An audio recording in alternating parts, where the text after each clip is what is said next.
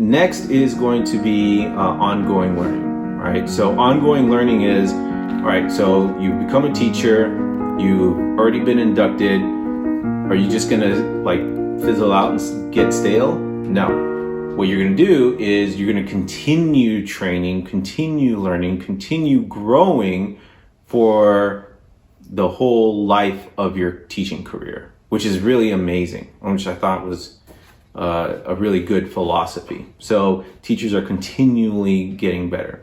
And so how much training? So it was actually, a lot of this was in their policies, where some people or some jurisdictions allow for 20 days of professional development a year. Some of them, they set it by every 5 years, which is interesting. Like you have to get 100 days of professional development in 5 years. Some places it was up to like 250 days of professional development in 5 years. So you have like time to kind of like spread it out. Maybe some years you want to do more, some years you want to do less.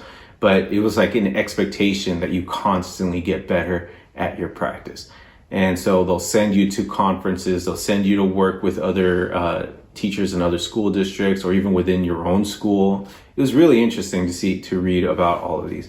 And I'm going to go in later podcasts into more detail as to how all of this is done. Ongoing learning. So if you want ongoing learning, what I noticed was when I first started teaching, it was all on your own dollar, right? You want to go to a conference, you want to go take some time to learn something, like and go to a workshop, that's all on you, bro. Like, you figure it out. And then later on, as time went on, we started to get more and more money for professional development. But, huge but, is your district and your school got to choose for you what you're going to get your professional development in. Like, you don't get to choose. You just don't, right? Like, sorry. Like, so the professional development is not tailored to teachers in California, right? And a lot of it is just an exercise in bureaucracy, right? There was literally a picture of a wheel with all of our practices on it, and the district would just pick a section of that wheel and go like, all right, we're going to focus on this now. And all the PD for this year is just going to be on that. You don't get to choose as a teacher what professional development you're going to get. You just don't get to choose it. Nope, sorry. We don't trust you. That's what it comes off as we don't trust you to do good professional development.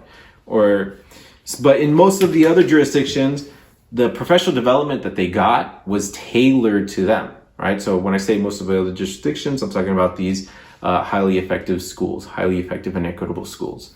So they looked at, so teachers were, when they're being given appraisals and feedback, if they are found to have something that they're struggling with, then most jurisdictions will try and find a professional development to fit that need for the individual teacher. And they'll pay for the teacher to go off to a conference and get that need met, right? So if you're struggling in classroom management, they'll look for PDs that involve classroom management. They'll let you choose which one you want to go to.